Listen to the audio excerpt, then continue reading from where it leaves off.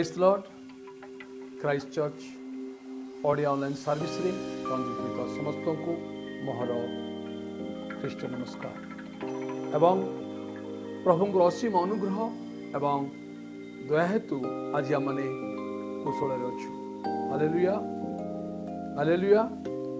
आज यही दिन ए समय को देखा अनेक लोक चेष्टा करथिले किंतु देखि न पारी ए दुनिया रू विदाय नहीं चली जाइछन्ति किंतु आमे माने आज कुशल अच्छु तो रास उच्च करतल दे प्रभु परमेश्वर को स्वागत प्रेज लॉर्ड।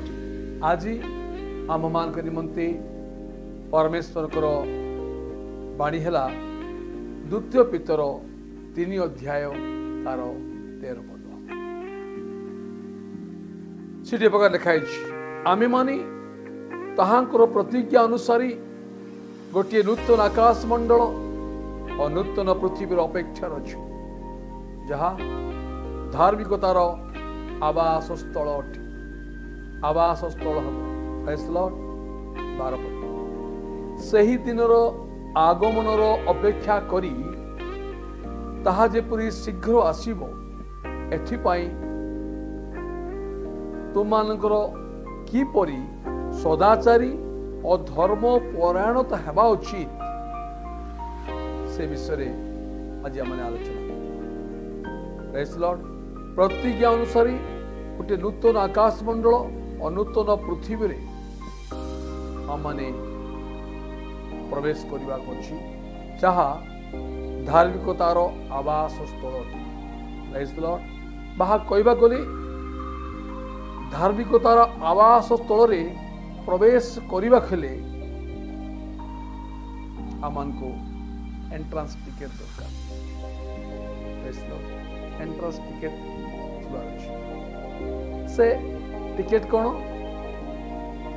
सेटा बस टिकेट ना कि ट्रेन टिकेट ना कि फ्लाइट टिकेट से टिकेट परमेश्वर को आवास स्थल रे प्रवेश करने जो टिकेट आवश्यक से टिकेट है सदाचारी एवं धर्म परायणता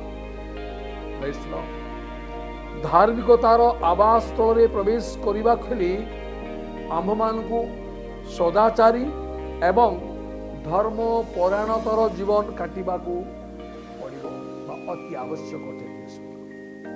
हालेलुया। गोटे पवित्रतार जीवन काटिबा को पड़िबो एवं पवित्रतार जीवन काटिबा पे हेले कौन करिया हेबो अपवित्रता को छाड़िबा हेबो मंदता को छाड़िबा हेबो प्रेज लॉर्ड। गोटे धर्म परायणत जीवन काटिबा हेबो एवं गोटे धर्म परायणत जीवन काटिबा पाई अधर्म को छाड़िबा पड़िबो जदि आमने से धार्मिकतार आवास स्थल रे प्रवेश करबा इच्छा करूछु जदि सर्वशक्तिमान परमेश्वर उपस्थिति रुहे से धार्मिकतार आवास स्थल रे प्रवेश करबा खेले हम मान को सदाचारी और धर्म परायणता एवं पवित्र जीवन काटिबा को पड़िबो। Hallelujah hallelujah. तो ए अधार्मिकता छाड़िबा के बाल्य कालरू छोट कालरू ए सब मंद अभ्यास आम माने करी करी आसीछु छाड़िबा केमती छाड़ी हबो केमती प्रश्न छाड़ी हबो केमती अनुताप रिपेंट हालेलुया। मंद कार्य छाड़ी प्रायश्चित करिवार अछि आम माने जेतेबेले अनुताप करिबा प्रायश्चित करिबा तेबे धार्मिकतार आवास स्थल रे प्रवेश करि हबो प्रेज लॉर्ड। अनुताप करिबा द्वारा प्रेज लॉर्ड अनुताप करिबा द्वारा लिसन वेरी केयरफुली चर्च अनुताप करिबा द्वारा किंतु अनुताप 2 प्रकार अछि अनुताप 2 प्रकार अछि प्रिय लोक माने गोटी अनुताप देखाई हेबा अनुताप एवं ଆଉ ଗୋଟେ ଅନୁତାପ ପ୍ରକୃତ ଅନୁତାପ। ହାଲେଲୁୟା। ବୁଝିବ ନାହିଁ? ଆସନ୍ତୁ ଗୋଟେ ଦୃଷ୍ଟାନ୍ତ ମାଧ୍ୟମରେ ମୁଁ ଆପଣମାନଙ୍କ ସମ୍ମୁଖରେ ଅନୁତାପର ବିଷୟକୁ ରଖିବାକୁ ଚାହେଁ। ତା ଲେଖା ହେଇଛି ଲୁକ 18 ଅଧ୍ୟାୟ ତାର 10 ପଦ। ଆସନ୍ତୁ ଦେଖିବା। 2 ଜଣ ଲୋକ ପ୍ରାର୍ଥନା କରିବା ନିମନ୍ତେ ମନ୍ଦିରକୁ ଗଲେ, ଚର୍ଚ୍ଚକୁ ଗଲେ। ସେ 2 ଜଣ ଭିତରେ ଜଣେ ହେଲା ଫାରସୀ ଆଉ ଅନ୍ୟ ଜଣକ କରଗ୍ରାହୀ, ଟ୍ୟାକ୍ସ କଲେକ୍ଟର, କର ଆଦାୟକାରୀ। ପ୍ରେଜ୍ ଲର୍ଡ। ଏବଂ ସେ ଲୁକ 8 ଅଧ୍ୟାୟ 11 ପଦ। ଫାରସୀ ଦଣ୍ଡାୟମାନ ହୋଇ ଆପଣା ନିକଟରେ ଏ ପ୍ରକାର ପ୍ରାର୍ଥନା କରି କହିବାକୁ ଲାଗିଲା, ହେ ଈଶ୍ୱର, ମୁଁ ତୁମକୁ ଧନ୍ୟବାଦ ଦଉଛି ଯେ ମୁଁ ଅନ୍ୟ ସମସ୍ତ ଲୋକଙ୍କ ପରି ଅତ୍ୟାଚାରୀ, ଅଧାର୍ମିକ, ବ୍ୟଭିଚାରୀ କିମ୍ବା ଏହି କରଗ୍ରାହୀ ପରିଶୁଦ୍ଧା ନୁହେଁ। ହଁ, ହେଇପାରେ ସେ ଧାର୍ମିକ ଜୀବନ ବିତାଉଛି, ହେଇପାରେ ସେ ବ୍ୟଭିଚାର ହୋଇନପାରେ, କିନ୍ତୁ ତା ଭିତରେ ଗୋଟିଏ ବିଷୟ ଲକ୍ଷ୍ୟ କରିଥିବେ ଆପଣମାନେ, ଆତ୍ମଗର୍ବ କେତେ ଅଛି। ଆତ୍ମଗର୍ବ ଆଜିର ଫାରସୀ ମାନଙ୍କ ମଧ୍ୟରେ ମଧ୍ୟ ଏ ପ୍ରକାର ଗର୍ବ ରହିଛି। Hallelujah, hallelujah. ପୁନର୍ବାର ଫାରସୀ କହୁଛି ଲୁକ 8 ଅଧ୍ୟାୟ 12 ପଦ, ମୁଁ ଫାରସୀ ସପ୍ତାହର 2 ଥର ଉପବାସ କରିଥାଏ ଓ ମୋର ସମସ୍ତ ଆୟର 10% ଦାନ କରିଥାଏ। ଗର୍ବ ଓ ଅହଙ୍କାରରେ ଭରିଯାଇଛି। କରଗ୍ରାହୀ ଲୁକ ଲିଖିତ ସୁସମାଚାର 8 ଅଧ୍ୟାୟ 13 ପଦ, କରଗ୍ରାହୀ ଦୂରରେ ଠିଆ ହୋଇ ସ୍ୱର୍ଗ ଆଡ଼େ ଉର୍ଦ୍ଧ୍ୱ ଦୃଷ୍ଟି କରିବା ସୁଦ୍ଧା ସାହସ କଲା ନାହିଁ, କିନ୍ତୁ ଆପଣା ଛାତିରେ ମାରି ହେଇ କହିବାକୁ ଲାଗିଲା, ହେ ଈଶ୍ୱର, ମୋ ପାପୀ, ମୋତେ ଦୟା କର।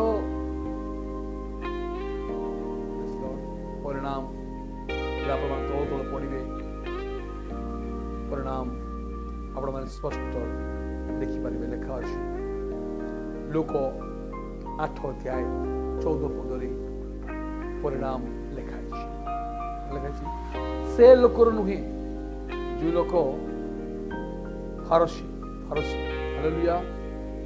ସେ ଲୋକର ନୁହେଁ, ଫାରସୀର ପ୍ରାର୍ଥନା ନୁହେଁ, ବରଂ ଏହି ଲୋକ ଅର୍ଥାତ୍ କରଗ୍ରାହୀ ଦୂରରେ ଠିଆ ହୋଇ କହିଲା, ହେ ଈଶ୍ୱର, ମୋ ପାପୀ, ମୋତେ ଦୟା କର। ଏହି ଲୋକ ଅନୁଗ୍ରହ ପାଇ ଆପଣା ଗୃହକୁ ଚାଲିଗଲା ବୋଲି ଲେଖା ଅଛି। ହାଲେଲୁୟା। ମୋର କହିବା ଅର୍ଥ, ଆଜି ବି ଏ ଫାରସୀ ଟାଇପ୍ ଲୋକ ଏ ଜଗତରେ ଅଛନ୍ତି, କିନ୍ତୁ କ'ଣ ହେଲା, ଦୂରରେ ଠିଆ ହୋଇ ଛାତି ମାରି ପ୍ରାର୍ଥନା କରି ଅନୁଗ୍ରହ ପାଇ ଘରକୁ ଚାଲିଗଲା। କିନ୍ତୁ ଏ ଫାରସୀ ଦଣ୍ଡାୟମାନ ହୋଇ ଖାଲି ପ୍ରାର୍ଥନା କରୁଛି, ସପ୍ତାହକୁ 2 ଥର ଉପବାସ କରୁଛି, 10% ଦଉଛି, ପରିଣାମ କ'ଣ ହେଲା? ଉପବାସ ବ୍ୟର୍ଥ।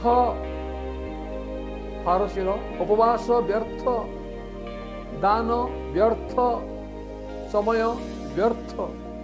କାରଣ ବାଇବଲ ସ୍ପଷ୍ଟ କରେ, କାରଣ ଯେ କେହି ଆପଣାକୁ ଉନ୍ନତ ବୋଲି ଦେଖାଇ ହେବା ଲୋକ, ତାହାକୁ ନୋଟ କରାଯିବ, ଆଉ ଯିଏ ଆପଣାକୁ ନୋଟ କରେ ତାହାକୁ ଉନ୍ନତ କରାଯିବ। Prize Lord.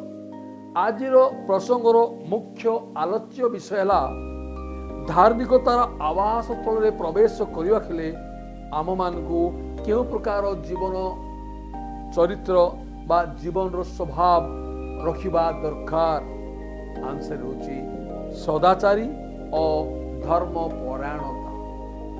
ପବିତ୍ର ଜୀବନ କାଟିବା ଆବଶ୍ୟକ ରହିଛି ଏବଂ ପବିତ୍ର ଜୀବନ ଯାପନ କରିବାକୁ ହେଲେ ପ୍ରଥମେ ଆମ ଜୀବନରେ ଥିବା ଅପବିତ୍ରତା ସ୍ୱଭାବକୁ ତ୍ୟାଗ କରିବା ଦରକାର ଏବଂ ଏଥିପାଇଁ ଆମମାନଙ୍କୁ ଦେଇ ଯାହା ହୋଇଯାଇଛି से समस्त विषय को अनुताप करी छाड़िबा त्याग करिबा दरकार। Praise Lord, hallelujah hallelujah. हम मान को दे जहाँ सब हो जाइए ईश्वर विरुद्ध कार्य त्याग करिबा दरकार। एथि सकाशे अनुताप करिबा दरकार, प्रायश्चित करिबा दरकार। परमेश्वर सम्मुखरे स्वीकार करी छाड़िबा दरकार। मैं गोटे दृष्टांत आड़ को आपण मान चाहे आदि पुस्तक 3 अध्याय आदि पुस्तक 3 अध्याय आपण माने निश्चित भाव ए विषय को आपण मान जानि छथि। ए पर लिखाई छी तहिरे सदाप्रभु परमेश्वर आदम डाकी कहले तुमे केउठारे।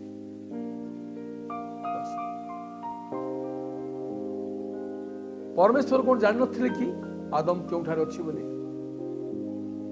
जे कि सर्वशक्तिमान परमेश्वर, जे कि अंतर्जामी परमेश्वर, सर्वव्यापी परमेश्वर से जानी पारंती नहीं मनुष्य केउठारे अछि बोली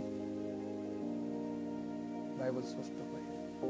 जब आप गीत संहिता 139 7 रो पाठ करी करी जीवो त परमेश्वरंकर विषय से उल्लेख करिसेंती गीत रचक। से जब लिखाई छी तुम्भ आत्मा ठारू मो केउठा को जीवी अबा तुम साक्षात रु मु केउठा को पळैबी। 8 पद जे मु स्वर्ग को आरोहण करे तेबे तुम्हें सेठारे, जेबे मु पाताल रे विंछना करे तेबे देखो तुम्हें सेठारे। 9 10 11 12 घरे घर जाइगिरी पढ़ो। 15 पद लिखाई छी एबका लिखाई छी मु गोपन रे निर्मित अपृथ्वीर अधस्थान रे शिल्पित हेबा समय रे मोर अस्थि पंजर तुम ठारू गुप्त नथिला। परमेश्वर ठारू केही मध्य कोन स्थान रे लुचि देखाइछि।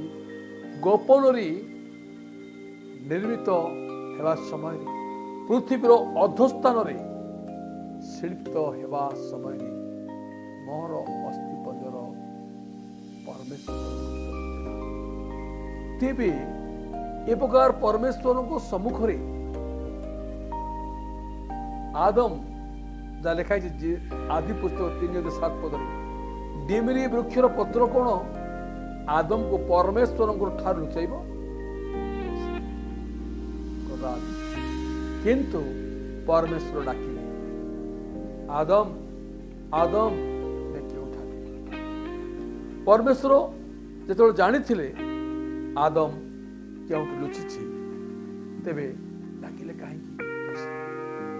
परमेश्वर एथिपे डाकिले आदम परमेश्वर सबको आसु एवं निजर दोष स्वीकार करू अनुताप करू। आदम से दिन निजर भूल को भूल पाए क्षमा मागी दे थांता प्रायश्चित कर दे थांता तेबे आज मनुष्य समाज को ये दोषा भोगिबा पड़ी न था। किंतु आदम उदंडता को देख जेनेसिस आदि पुस्तक 3:10 आदम उत्तर कर कौशल हालेलुया। मु उद्यान मध्य तुम रोब शुणी अपना उलंगता सकाशे भीत होई लुचिली। परमेश्वर पचार आदम आदम तुम्हें उलंग अच्छ ये यहाँ किए तुमको जणेला। आंभे जो वृक्ष फल खाइबा को निषेध करिथिलु ताहा कि तुम्हें खाइछ। सेते बेले भी जदि आदम क्षमा मागी दी थांता तेबे हुए तो आदम क्षमा पाई जाई थांता। किंतु क्षमा न मागी परमेश्वर सह आर्गुमेंट बा चर्चा चर्चा कौन आदि पुस्तक 3 अध्याय 12 चर्चा कौन आदम को तुम्हें देथिबा स्त्री तो तुम्हें देथिबा स्त्री तो फल देले तोहिर मु खाइली एठी भी आदम निजको नम्र न करी क्षमा न मागी निजर भूल रो अनुताप न करी दोषक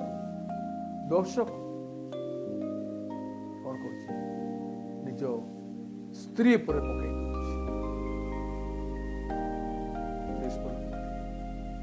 हालेलुया आदि पुस्तक 3 अध्याय 23 से स्त्री को देखी आदम कौन कहछि एथर हेला ये मोर अस्थिर अस्थि मांसर मांस यार नाम नारी जेहेतु ये नर ठारू नीता होई अछि नर ठारू नारी होई अछि किंतु जेतेबेले गोटे समस्या विपद पड़ जाइछि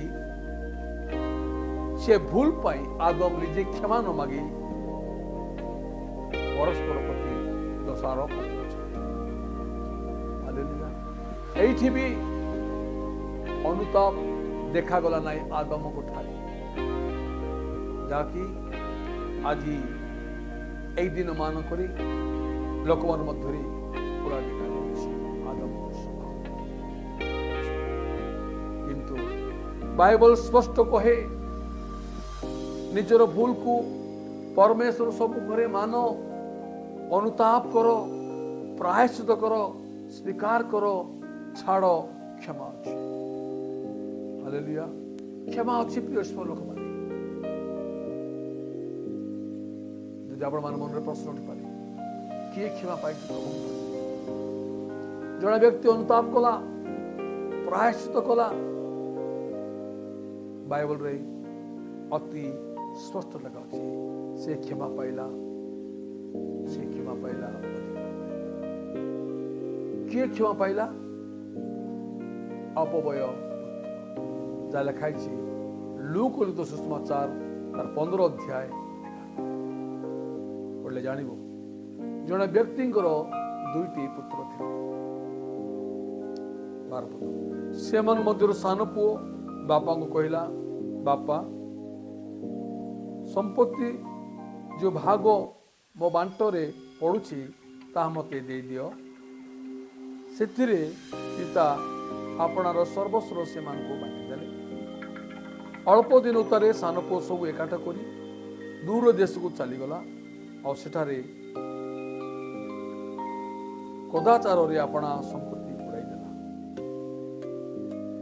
14 सान पुओ रहित देश रे महा दुर्भिक्ष पड़ला आ दुर्भिक्ष पड़िबारु सब जगह बाहर सान पुओ कोन करिवो तार बागे थिबा सब वर्ष सरी जाईछि तार कोन कला घुसरी चोरेबार काम कला जो परमेश्वर को जानती जीवन शैली से सान पुओ कोन कला घुसरी चोरेबार काम कला एवं पेट पुरेवा को घुसीर खाद्य खाइबा इच्छा कला लिखा अछि बाइबल मात्र अपवय पुत्र तो सान पुओ चेतना पाइला सत्र पद चेतना पाइला कहला अनुताप कला कौन अनुताप कला मोर बापा केते मूल्यांकर खाद्य बड़ी पड़ुछि किंतु मोठारे भोकरे मरुछि मुठी और बापा को पाखक जीवी कन्फेस करबी प्रभु पिता सम्मुख कहबी बापा मैं ईश्वर के विरुद्ध रे और तुम दृष्टि रे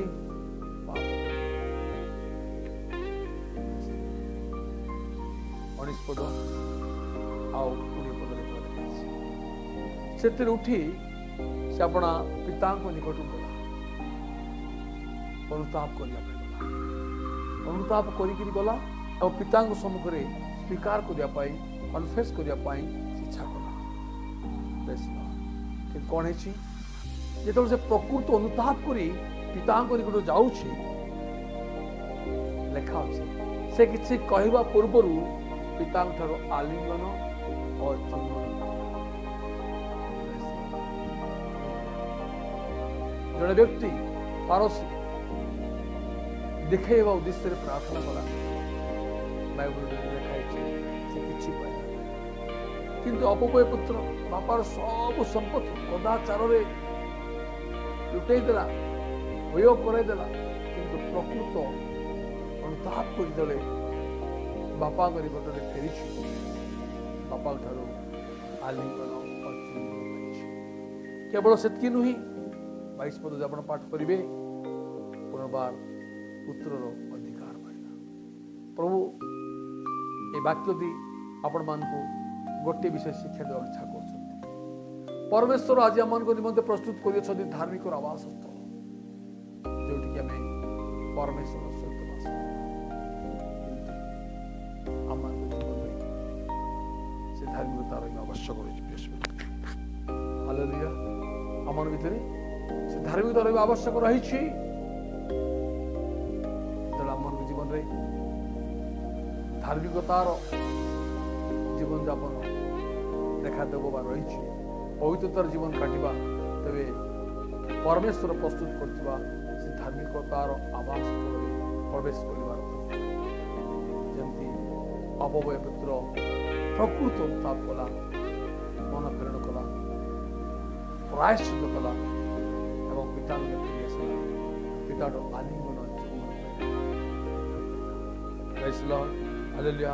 ମୋର କହିବାର ଉଦ୍ଦେଶ୍ୟ ଧାର୍ମିକତାର ଆବାସ ସ୍ଥଳରେ ପ୍ରବେଶ କରିବା ନିମନ୍ତେ ପ୍ରକୃତ